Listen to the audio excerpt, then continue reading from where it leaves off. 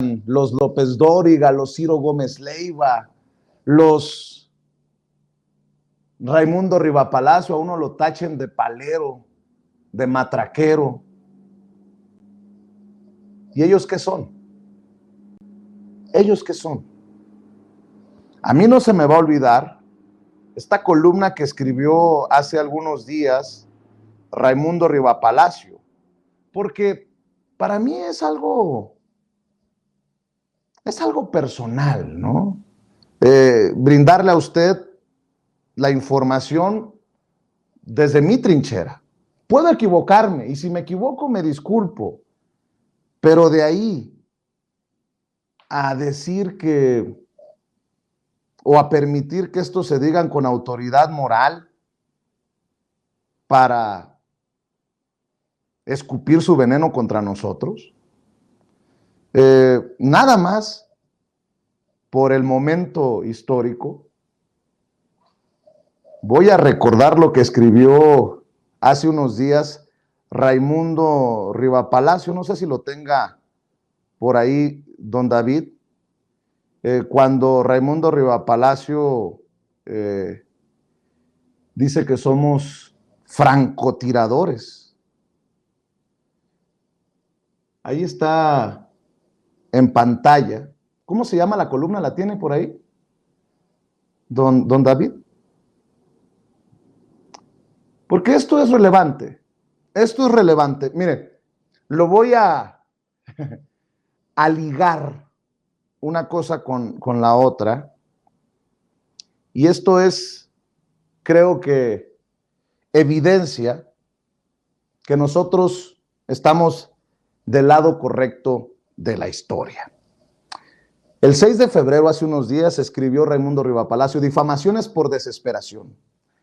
Mucho tiempo y dinero le ha invertido el presidente Andrés Manuel López Obrador al juicio sumario a Genaro García Luna en la Corte de Palacio Nacional para golpear por esa vía al expresidente Felipe Calderón, que lo derrotó en la elección de 2006. Esa cruzada permanente se intensificó en las 2 últimas semanas, las primeras del juicio en Brooklyn del exsecretario de Seguridad Pública Federal, donde las cosas no han salido como esperaba. Los testigos de la fiscalía no han proporcionado la bala de plata contra García Luna, acusándolo de oídas y sin pruebas, mientras su defensa los ha hecho contradecirse y reconocer que no tienen nada, salvo su palabra contra él. Híjole, pues Raimundo Rivapalacio yo creo que debe de tener algún infiltrado en la corte, porque salvo que al rato le preguntemos a uno de los corresponsales que diariamente está yendo a las audiencias, lo haya visto, a él, a Ciro, a López Dóriga, a Loret. Desde 2019, su entonces consejero jurídico Julio Scherer le advirtió que no estaba sólido el caso contra García Luna, pero el presidente apretó el acelerador. La Fiscalía General le abrió carpetas de investigación en enero de 2022 y para cubrir las apariencias las recicló en un comunicado de prensa en junio del año pasado y le volvió a dar la vuelta para informar lo mismo hace unos días. Tenían que ganar tiempo, después de un desaire del gobierno de Joe Biden que no hizo caso a una solicitud del presidente para que les facilitaran la documentación que el Departamento de Justicia presentó al juez Brian Cogan en Brooklyn. El gobierno mexicano está a ciegas. García Luna nunca solicitó la ayuda consular, por lo que su información depende únicamente de lo que publica la prensa y del equipo multidisciplinario que envió a darle seguimiento a las audiencias en Brooklyn. No se sabe si García Luna es culpable o inocente de presuntos nexos con el cártel de Sinaloa, y tampoco dependerá la verdad del jurado en aquella corte, porque la justicia en Estados Unidos no depende necesariamente de qué es justo, sino de qué abogado tiene la mejor narrativa para convencer al grupo de 12 personas responsables del futuro del exsecretario. Los fiscales quieren convencer al jurado de un patrón criminal en donde estuvo involucrado García Luna. La defensa de mostrar inconsistencias y contradicciones para generar la duda razonable e impedir una sentencia unánime en contra de su cliente. En México, lo que tiene en juego la presidencia corre por diferentes correas. Necesita una sentencia condenatoria para que López Obrador pueda continuar su linchamiento contra Calderón. No importa qué decida el jurado, pues en caso de ser opuesto a sus deseos, siempre tendrá el discurso de que García Luna lo corrompió y que el Departamento de Justicia prefirió mantener sus privilegios. Pero para esto, necesita alinear la opinión pública en México a fin de que no se publiquen textos que siembren la duda razonable y afecten su estrategia. Para esto, la presidencia tuvo una ocurrencia que no estrategia. Despachó a uno de sus francotiradores, aquí su más seguro servidor, a Brooklyn, bajo la máscara de periodista que le crearon desde principios de sexenio para que comenzara a sembrar infundios contra varios comunicadores a partir de los dichos de criminales en el juicio que Arturo Beltrán Leiva pagó a periodistas para que difundieran rápidamente la captura de Jesús Reinaldo Zambada del Rey en octubre de 2008. A los primeros que le endilgaron semejante aberración fueron a Ciro Gómez Leiva, Carlos Loret, y a quien esto escribe, aduciendo que uno era director de Milenio Televisión, el otro condució un importante noticiero matutino y en mi caso, porque era director editorial del Universal. De las cuentas personales de los propagandistas de López Obrador y de las afines al vocero Jesús Ramírez Cuevas, se retuitearon las mentiras. El enviado de Palacio Nacional diseminó la especie desde Estados Unidos sin el mínimo cuidado de buscar cuadrar las mentiras con los hechos, que está siendo alimentada por algunos corresponsales mexicanos. Bueno, horas más tarde, precisamente en el juicio, ese mismo día que publicó su columna Raimundo Riva Palacio, un testigo asegura que Genaro García Luna le pagaba 25 millones de pesos mensualmente al periódico El Universal, en donde él era el director editorial. Al otro día, para defenderse, salió el director editorial actual, David Aponte, con Ciro Gómez Leiva, a decir que los fiscales estaban controlados por Andrés Manuel López Obrador o que tocaban la música que quería escuchar el presidente de México, en lo que me parecía una locura. Bueno, más tarde, en el juicio, se hace mención de Felipe Calderón, ya no solamente de García Luna, por parte de Edgar Beatty, el ex fiscal de Nayarit. Hoy se confirma que hay una defensa de Genaro García Luna. ¿En dónde? Con Ciro Gómez Leiva. Presentaron, como le decía, al exdirector del CISEN, y para darle paso a la entrevista que viene a continuación, para que nos dé también su opinión de estas declaraciones que me parecen irresponsables, del que fuera el director del CISEN en tiempos de Calderón, que tampoco se enteró de todo esto que se está ventilando, la vida de lujos de Genaro García Luna, los presuntos sobornos, los pactos. Vamos a escuchar. Está el golpe, David Aponte, está el editorial que ya leímos hace unos momentos. Mi de querido ustedes. David, vamos a ver y escuchar lo que le dice el exdirector del CISEN a Ciro Gómez Leiva, por favor.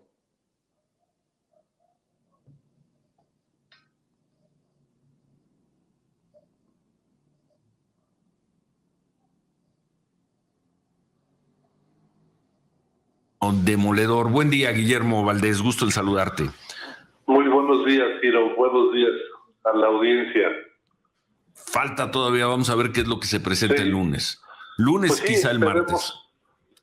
A ver qué presentan. Yo por eso dije, habrá que esperar al lunes a que haya este último testimonio, pero hasta el momento pues es como muy anticlimático, porque desde que detuvieron a García Luna en diciembre de 2019, con lo que en aquel momento presentaron como las pruebas para que el juez solicitara la detención de Genaro García Luna, parecían débiles.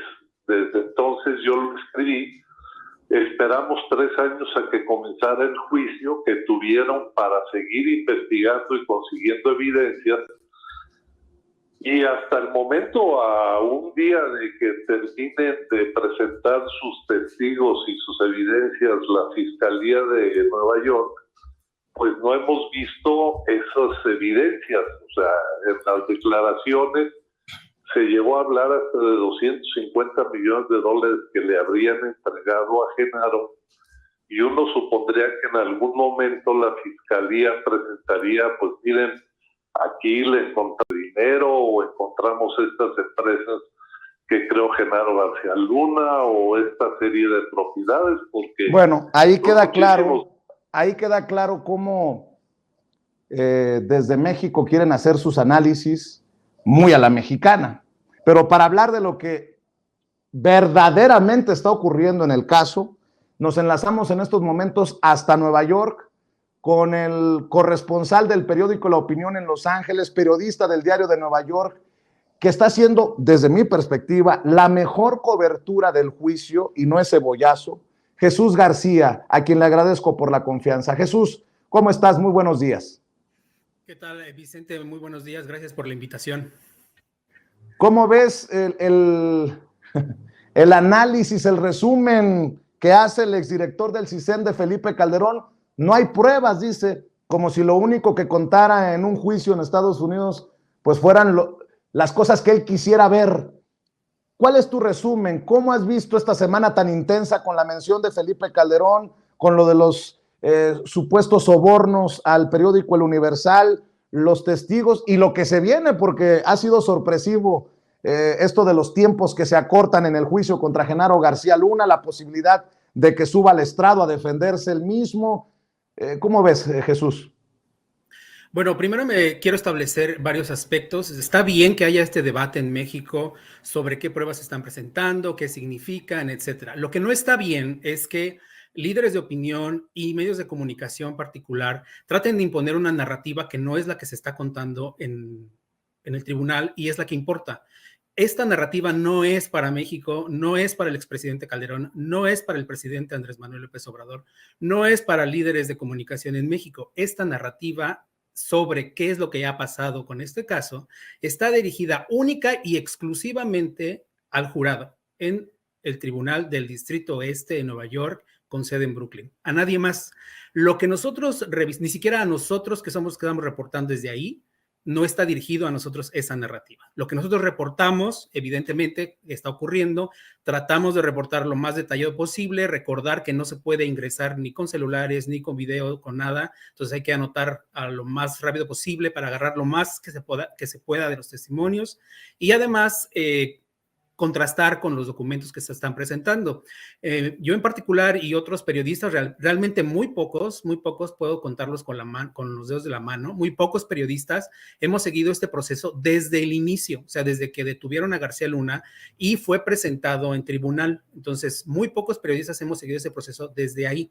Entonces, hay otros periodistas que han venido y que han cubierto, digamos, prácticamente todo el proceso acá, que son grandes colegas y han realizado también un gran trabajo y que evidenciado que tienen pues presión por la opinión pública básicamente en México, no por su trabajo, y no digo que sus empresas los estén presionando, pero sí se nota que hay una presión pública sobre decir, es que acá están diciendo tal cosa, es que acá están diciendo tal cosa. Pues que digan lo que quieran.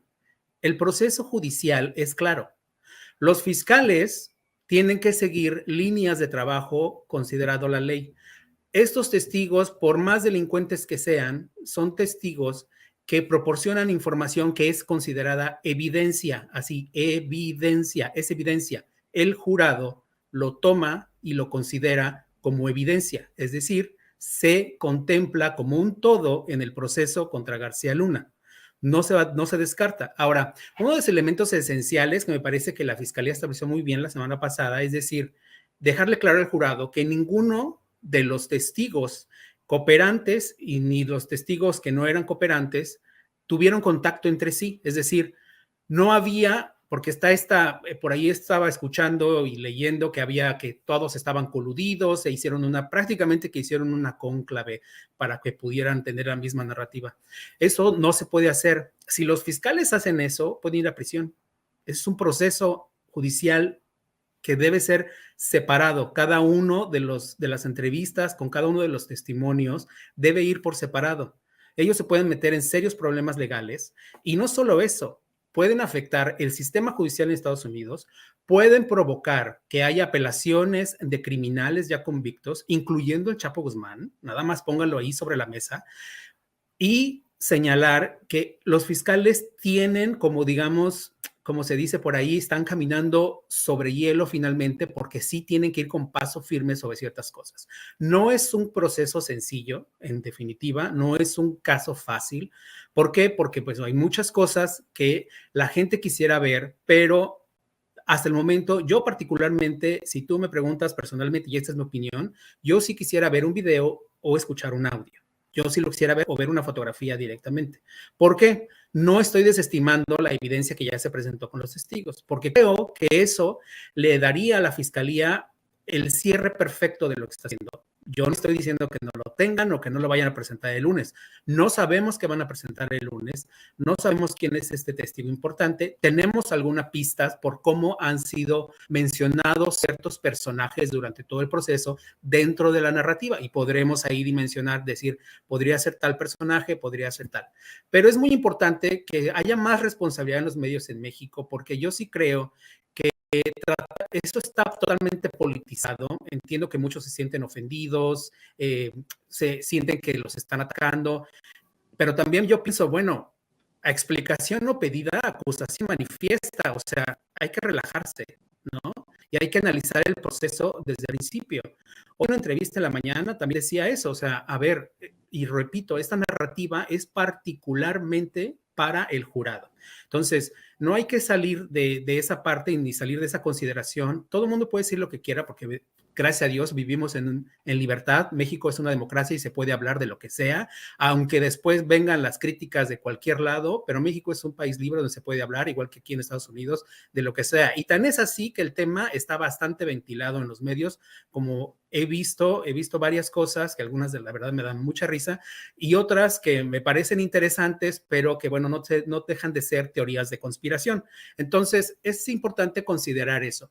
Ahora, ¿qué sigue en el proceso? Mientras no estamos en audiencia, los fiscales y la defensa están teniendo una batalla tras bambalinas. Es decir, la defensa de repente sale, bueno, vamos a presentar tales pruebas y vamos a descansar nuestro caso el martes. Significa que ellos terminan de llamar testigos y de presentar pruebas. Sorprende a todo el mundo. Estrictamente el proceso lleva 4 semanas, porque no estamos contando, la gente no cuenta la selección del jurado, pero eso es parte del juicio. De audiencia se cumplieron 3 semanas. Si dura una semana adicional o máximo semana y media, pues serían aproximadamente las semanas incluso que el juez Brian Cogan había señalado en forma inicial, que son 5 semanas. No las 8 semanas que la jueza Pericuo había señalado durante la selección del jurado, lo cual honestamente pues es interesante y también, pues bueno también, porque ya es un proceso bastante cansado. ¿Y qué más se puede haber? Entiendo que los fiscales ya no quieren traer a más criminales porque hay muchos más que podrían aportar información, pero dentro de la narrativa que ya tienen construida, entiendo que no abonarían muchísimo más, salvo que, presenten una prueba particular que les funcione. Y es justamente lo que este último testimonio estaría haciendo. Jesús, mencionaste a Joaquín Guzmán Loera, a El Chapo Guzmán, y obviamente hay una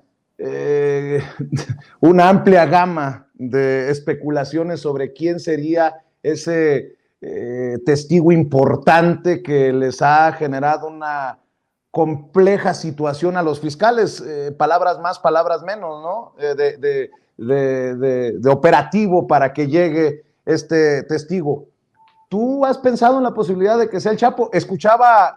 Leía uno de tus artículos, hablabas de la reina, de Reyes Arzate, quien es, confeso, uno de los personajes cercanos a Genaro García Luna. Él ya confesó su culpabilidad, aceptó su culpabilidad. La Barbie, por lo que se ha señalado por los testigos, el rey Zambada, el hermano del Mayo Zambada, que fue quien testificó, quien dijo que le había entregado maletas repletas de dólares a García Luna en el juicio contra el Chapo Guzmán. ¿Qué piensas de esta posibilidad? ¿Qué piensas de estos personajes? Y lo que te decía, mencionabas el Chapo Guzmán. ¿Hasta el Chapo Guzmán está abierta a la posibilidad de que testifique? Yo mencioné al Chapo Guzmán porque, bueno, el Chapo Guzmán ha sido mencionado en el proceso porque era al grupo criminal, la facción del cártel de Sinaloa al que García Luna estaba protegiendo y el que había dado, órdenes, según los testimonios, para proteger en esta batalla, esta guerra entre las organizaciones criminales. Pero, por ejemplo, la gente Nayarit, como lo dijo el exfiscal de Beitia, el Diablo, pues bueno, recibía orden que la línea era proteger a los chavos. Entonces, ellos estaban protegiendo a los Beltrán Leiva, entonces daba ahí una rebatinga entre quién proteger y quién no proteger. El Chapo ha sido mencionado en varias ocasiones y una de las partes donde se mencionó, que es interesante, pero tiene más que ver, hay 2 vías ahí. El agente del FBI, José Moreno, mencionó un operativo en 2012, en febrero de 2012, un operativo fallido para detener al Chapo Guzmán con información que se tenía después de que, bueno, ya habían ya habían hecho el hackeo, bueno, no el hackeo, sino un juez había autorizado la revisión de el espionaje de los teléfonos de de Joaquín el Chapo Guzmán. Entonces, ellos tenían información directa de dónde estaba, la casa donde estaba. Entonces, tenían dos casas tenían, digamos, ubicadas precisamente, pero pasaron esta información a la Policía Federal, entonces a cargo de Genaro García Luna, pero la Policía Federal no llegó. Eso es una de las cosas. Llegó 20 minutos después de que se les pasó la información y ellos decían, pero ¿dónde están? O sea, este cuate se nos va a ir porque ya lo tenemos ubicado, ya hay cierto movimiento de nosotros aquí, entonces se pueden levantar sospechas. Y la policía llegó 20 minutos después y había llegado en un lugar no indicado. Entonces se generó un problema. Cuando entraron a hacer el operativo, pues el Chapo ya se había ido porque sí estaba ahí. Y después, en el juicio del Chapo, se hizo toda la narrativa y conocimos qué pasó antes, durante y después con información que se tenía tanto de los mensajes del Chapo, conversaciones con su esposa, de cómo se había escapado, etcétera. Entonces, hay como varios elementos que el agente del FBI vuelve a narrar aquí, no los da en detalle porque no se quería dar ese detalle, pero sí poner en contexto al jurado de lo que estaba pasando. Y menciona a Iván Reyes Arzate como el contacto de la policía, porque era el que era responsable de recibir esta información, particularmente de autoridades estadounidenses, tanto de la DEA y otras agencias. Entonces, ese es otro enlace que ahí me parece muy importante y el cual se menciona el Chapo. Entonces, por eso señalo mucho que Iván Reyes Arzate podría ser un personaje mencionado durante varios momentos del juicio, establecido en la línea de comando de este mini cártel que operaba desde el gobierno federal a cargo de García Luna, desde la Policía Federal Mexicana, primero como la AFI y después siendo ya secretario en los gobiernos de Vicente Fox y de Felipe Calderón, y de cómo construyó esta red de varias personas. Por eso está acusado de liderar una organización criminal durante un largo periodo. Son 12 años, de 11 años prácticamente, son 12 a 11 años, es más o menos el periodo que se está marcando, de haber liderado esta organización criminal presuntamente desde el gobierno federal mexicano. Eso es lo que establecen los fiscales, porque bueno, la gente dice, tú estás diciendo, yo no estoy diciendo, esto es lo que establece la acusación, la investigación establece eso. O sea, hay que relajar los ánimos, escuchar las evidencias y ver hacia dónde nos lleva esto. Mencioné a Jesús el Rey Zambada, como bien señalas, él fue el primero que dijo que le había dado dinero directamente a García Luna, al menos 2 ocasiones, y eso habrían sido alrededor de 5 o 6 millones de dólares. Entonces, ese podría ser un personaje importante. Y luego, evidentemente, la Barbie, porque, bueno, la Barbie, aparte es un personaje muy popular, digamos, muy conocido popular tiene cierta infamia, esta infamia que tiene después de que fue detenido, su sonrisa, etcétera. Y, pues, él también fue mencionado en el juicio de que tuvo reuniones directamente, en varias ocasiones, con Arturo Beltrán Leiva, donde estaba García Luna, y que incluso presenció también pues la furia de Beltrán Leiva en contra de García Luna porque se estaba yendo al lado de los Chapos y estaba esta división ya digamos, no digamos, esta guerra brutal que se desató en México entre grupos criminales y que hasta el momento no ha podido ser detenida, pues. Entonces, estos 3 personajes, cualquiera de esos 3 puede proporcionar información sustancial que den un buen cierre también a los fiscales. Entonces, cuando menciona a la gente el Chapo es un poco difícil. ¿Por qué? El Chapo es el personaje, fue considerado el enemigo público número 1 de los Estados Unidos, está sentenciado a cadena perpetua, se ha quejado de la situación que vive en la prisión, pero es algo de lo que se ha quejado desde que estaba incluso en la prisión, en el Centro de Detención Metropolitano en Manhattan. O sea, es un argumento que ha utilizado todo el tiempo y el juez, en este momento ya no es Brian Cogan, y otros jueces le han rechazado las mociones. Porque la evidencia es decir, bueno, pues, ¿qué estás pensando? Pues eres un criminal considerado de muy alto riesgo y no se te va a dar privilegios, porque aquí no existen esos privilegios. En Estados Unidos, tú vas a estar confinado bajo ciertas condiciones y eso es lo que tienes.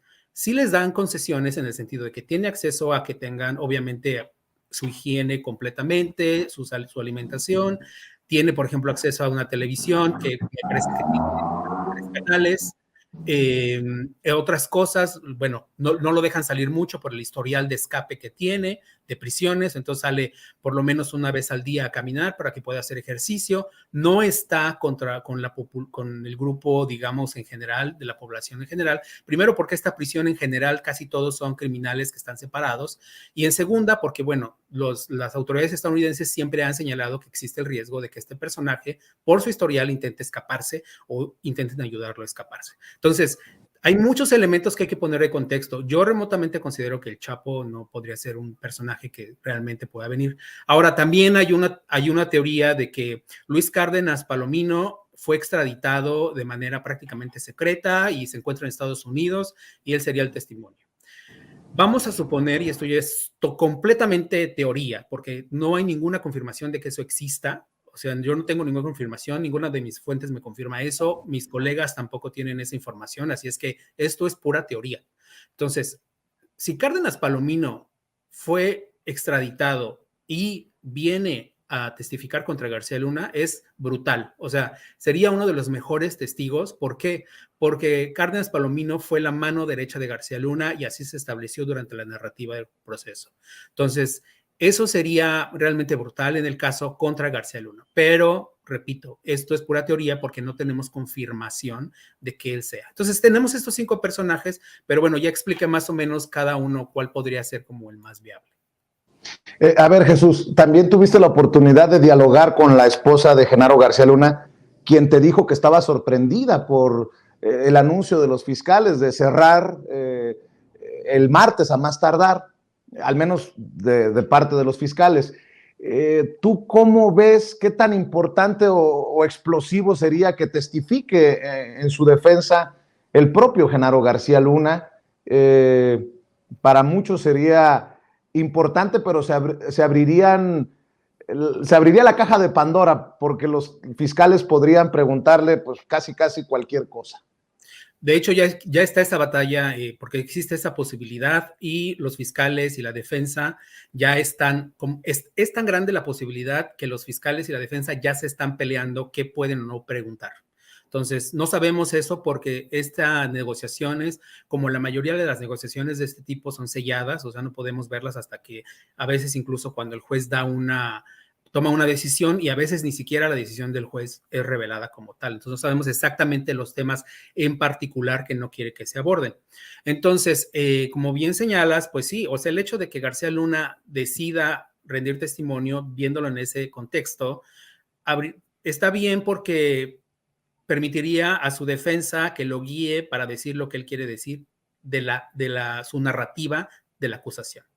Pero bueno, después abriría la puerta completamente para que los fiscales le pregunten de todo lo que se ha narrado en el proceso y los fiscales, siendo honestos, son bastante incisivos. O sea, la fiscal que está liderando este proceso es buenísima, me encanta. Hay otra fiscal que también me gusta mucho cómo trabaja, que es Erin Reed, que es muy buena. Entonces, digamos, no son fiscales que son fáciles de enfrentar en cuanto a cuestionamientos. Van muy, muy de frente y una tras otra, y yo no creo que García Luna quiera exponerse de esa forma, porque evidentemente puede revelar información que pueda ser considerada que se está autoimplicando. Entonces es difícil. La esposa está sorprendida, me dijo que estaba sorprendida porque pensaba que todavía el proceso iba a tardarse unas 3 semanas. Sin embargo, dijo que ella y los abogados estaban sorprendidos porque no sabían por qué. César de Castro incluso nos señaló que quizá era también parte de la estrategia de los fiscales de haber dicho al principio cuántos iban a tardar 6, 8 semanas, pero después en realidad tenían un proceso de máximo 5 semanas, contemplando también el proceso de selección del jurado. Entonces, como que los fiscales, yo creo que yo me voy más por lo que dice César de Castro. ¿Por qué? Porque los fiscales no pueden construir una narrativa al paso. Es decir, ellos ya traen todos los elementos y solamente van integrando, descartando, dependiendo de las decisiones del juez. O sea, ellos ya tienen todos los elementos construidos y solamente van, pues hay elementos que dicen, teníamos 50 testigos, no los necesito a todos porque ya establecí con estos 3 lo que ya quería establecer con los otros 5, ¿no? Por ejemplo. Claro. Entonces, no los necesitan, sería como redundante. Y aparte, hay que tener muy en claro, Este caso es complejo. Este caso es complejo para los mexicanos, a pesar de que los mexicanos, la mayoría tiene contexto de lo que ocurrió y el personaje, etcétera. Esto es más complejo para el jurado, porque el jurado no conoce a García Luna, o lo conoce, alguna vez leyó o supo de su nombre, pero la mayoría, según las entrevistas que se hicieron y lo que logramos ver, no lo conocen. Entonces, no saben quién es este hombre, qué personaje, y están escuchando, ellos prácticamente son vírgenes de todo el proceso. Entonces, esta narrativa, e insisto, es para ellos, contarles a ellos qué es lo que pasó desde la perspectiva de los fiscales, presentando las evidencias, dejando claro también el juez, lo dejó ya muy claro en varias ocasiones, la evidencia también son los testigos, y no solo eso, al final, cuando sea el cierre de los fiscales van a crear una narrativa para que el jurado pueda ver todo como una unidad, ¿no? No van a ver solo el testimonio del grande, no van a ver solo el testimonio del conejo, no. O sea, todo se integra en una unidad y entonces el jurado podrá decidir. Ahora, ellos tendrán bastante tiempo, el tiempo que necesiten para deliberar, podrán revisar las evidencias tantas veces que quieran, los testimonios, si tienen duda de quién dijo qué, pueden pedir por la información y ellos y la corte, básicamente, que son los únicos que tienen contacto, hay solamente una persona que puede tener contacto con ellos, con el jurado, durante este proceso, porque los encierran en un cuarto, no pueden salir ni siquiera a comer, les llevan la comida ahí cada día que hay sesión, que es de 9:30 a 4:30, más o menos por los tiempos que marca el juez, y no pueden tener relación con nadie afuera, solamente pasan un papel pidiendo específicamente qué van a necesitar, les regresan, una persona solamente es la que está en contacto con ellos, les regresa esa información sin hacer ningún otro tipo de diálogo, porque se cuida mucho este proceso justamente para evitar cualquier tipo de influencia. Entonces, yo repitiendo, y a mí sí me gustaría remarcarlo esto, o sea, en México tienen que relajarse y decir, o sea, no tienen la verdad sobre lo que está ocurriendo y lo que ustedes quisieran ver en este juicio. No es lo que ustedes quieren ver, es lo que los fiscales tienen como evidencia y van a presentar. Pueden hacer mesas de análisis y lo que quieran, está bien, o sea, es excelente ventilar y etcétera, pero marcar eso como que es la realidad es incorrecto y es hasta irresponsable como comunicador. Así es. De hecho, si me permites, dos cosas para cerrar, Jesús, no quiero quitarte más tiempo de tu día, pero ya que haces referencia a esto, lo que dijo David Aponte, el director editorial del periódico El Universal con Ciro, porque resulta hasta ridículo. Creo que lo tenías por ahí, David. Échamelo, por favor, para recordárselo a la audiencia, que va precisamente por lo que está diciendo Jesús García, corresponsal del periódico La Opinión y periodista del Diario de Nueva York, directamente en este enlace en vivo y en directo desde la Gran Manzana. Está el golpe, David Aponte, está el editorial que ya leímos hace unos momentos de ustedes, director editorial del periódico El Universal. ¿Y cuál es tu reflexión? Tu reflexión tras lo ocurrido ayer y tu reflexión después del editorial de esta mañana, David. Te lo pregunto como director editorial, como periodista. Buen día. Buenos días, Ciro. Buenos días, Manuel. Gracias por el espacio.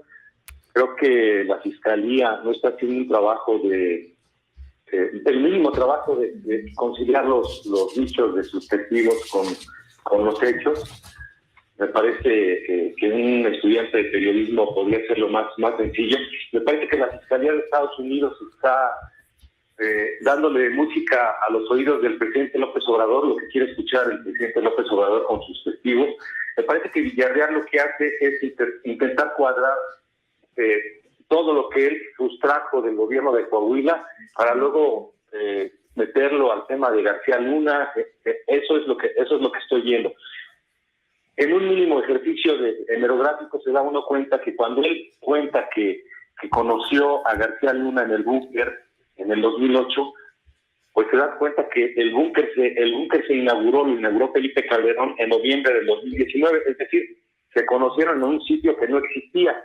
De hecho, hay algunas fotografías, hay un libro de la construcción del búnker estaba en obra negra, estaban haciendo los cimientos apenas. Luego, el otro dato que me parece relevante, la empresa que distribuye Pegasus es una empresa que presume en sus redes sociales que lo empezó a vender a partir del 2010, es decir, otra mentira más de Villarreal cuando dice que en esta reunión se les ofreció el sistema Pegasus que sirve para espiar y que se utilizó a partir del gobierno de Enrique Peña Nieto.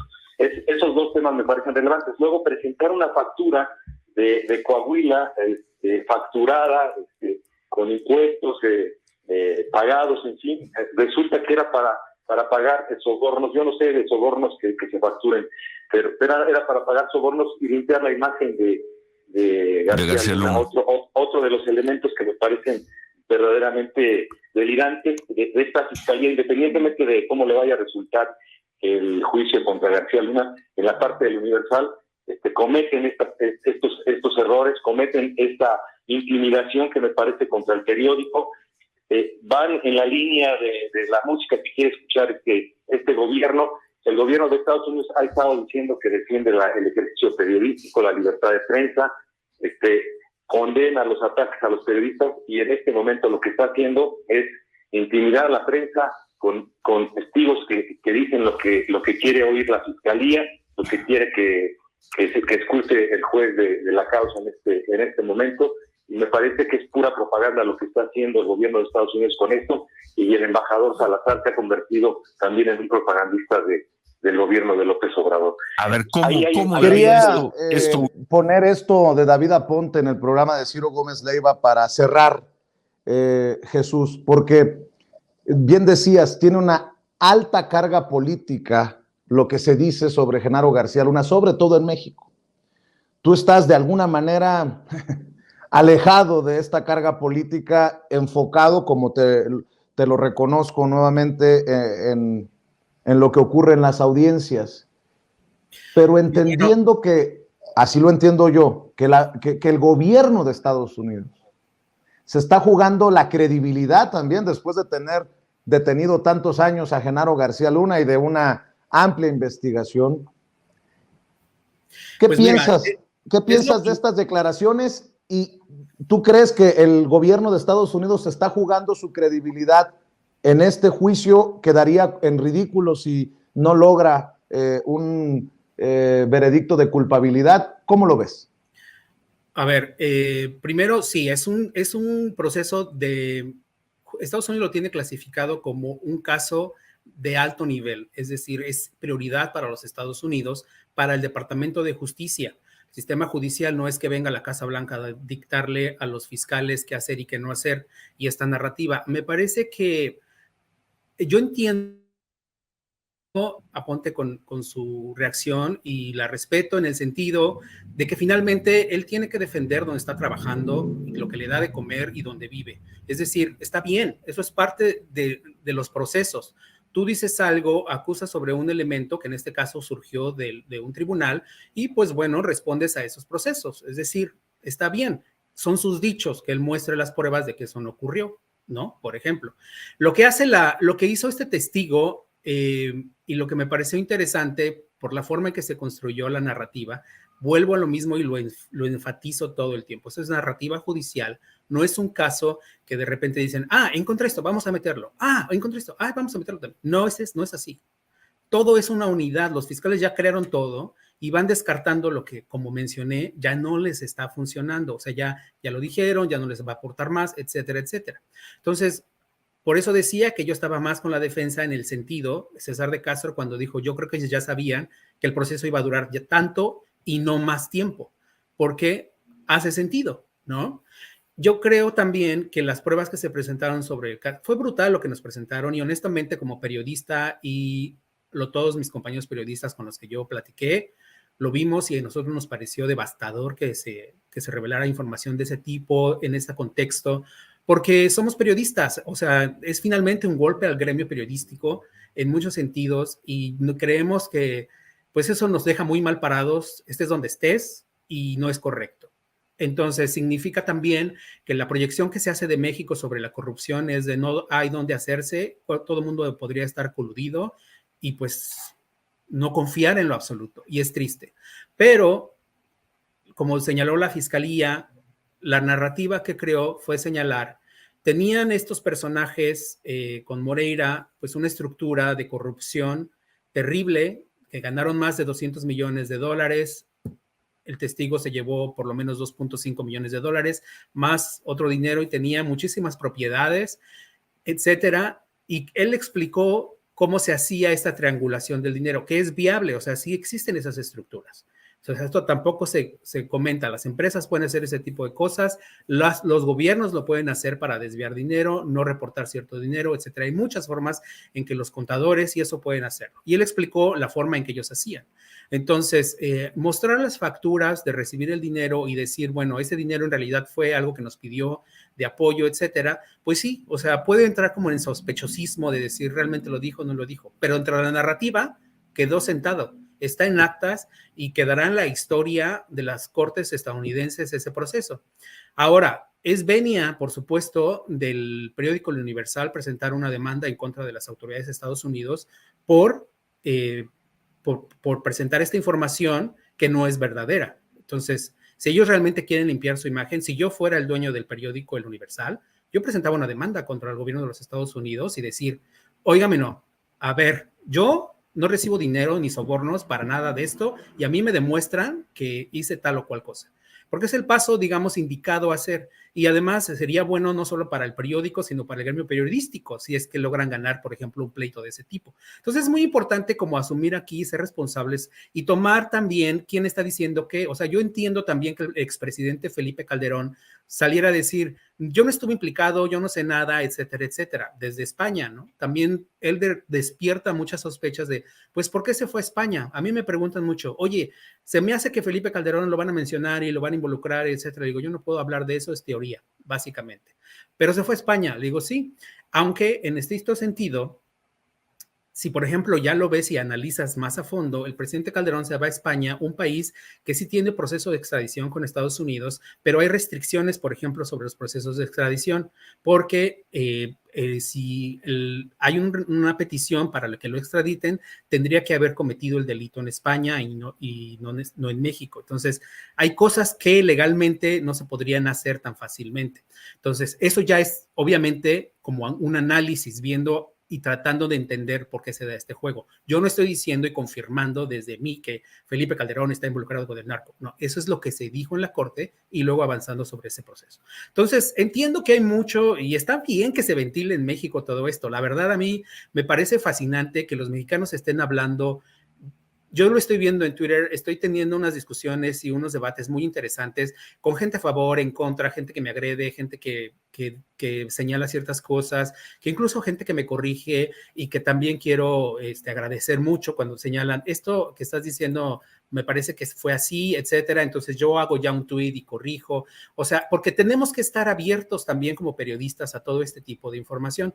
Por cierto, quiero aprovechar esta parte para comentarte algo que me parece fundamental. Yo cometí un error, ayer lo corregimos y hoy vi una imagen que pasaron ustedes ahora en su video, porque desde hace años hemos identificado a Iván Reyes Arzate, la reina, con un personaje, con una fotografía que no es la suya. No hay fotografías realmente de él. Hay una fotografía donde está cargando un arma que no es no se ve muy bien.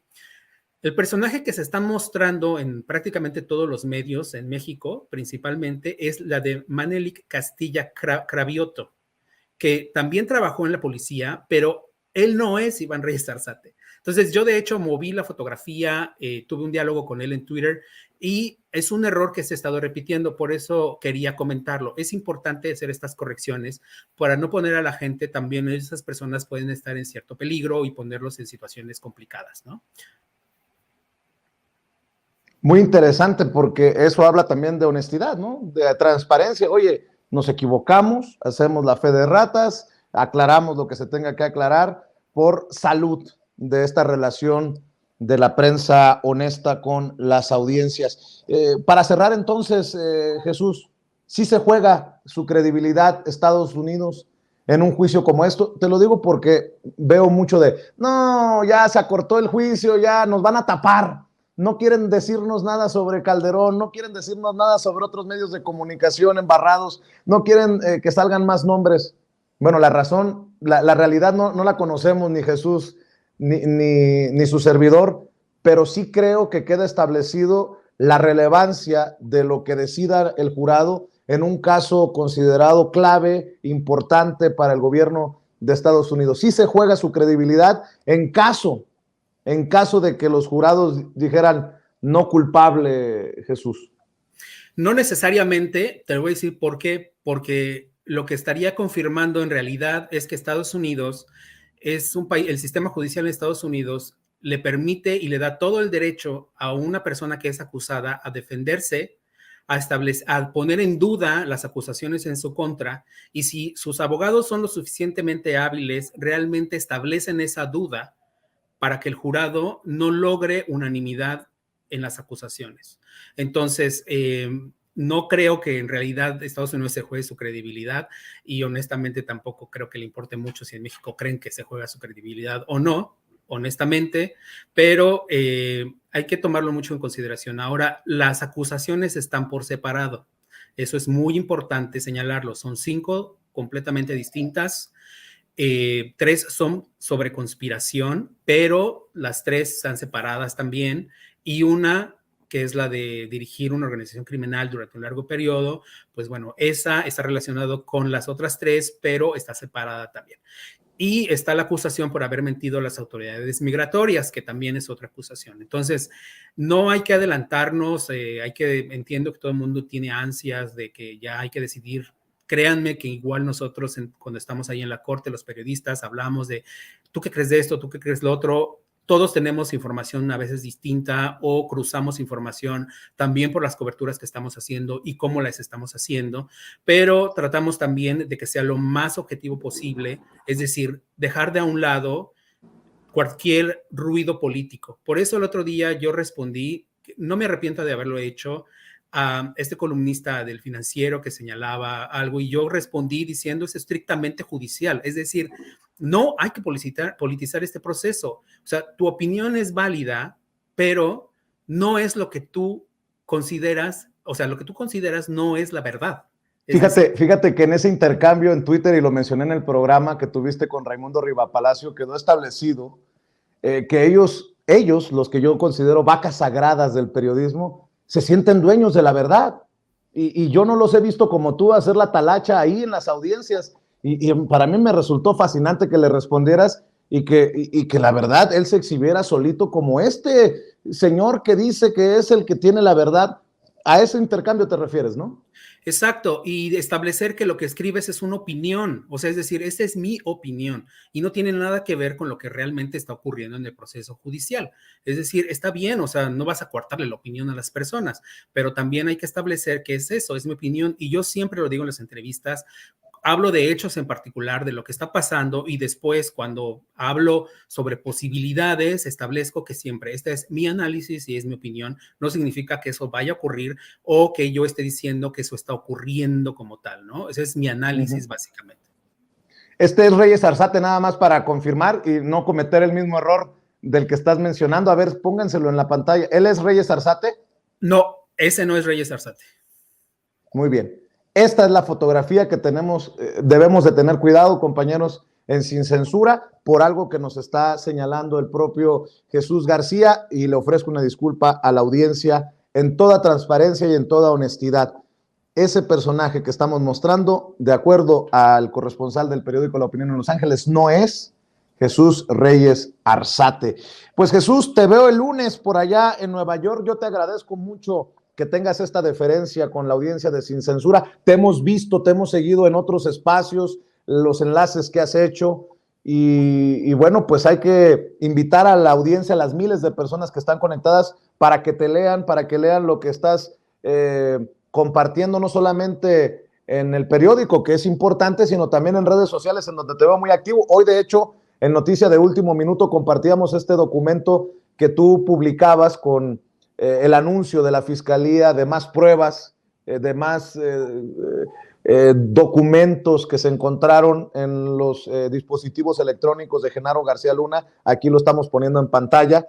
¿Por qué no cierras con una invitación precisamente para la audiencia en tus trincheras? ¿En dónde te leen? ¿En dónde te encuentran, Jesús? Muchísimas gracias por esa oportunidad. Por favor, pueden seguir nuestra cobertura que estamos realizando en laopinion.com. Tenemos también nuestro canal de YouTube donde estoy publicando un video diario sobre lo que ocurre el día de las audiencias. Y bueno, mi cuenta en Twitter es @JesusGar.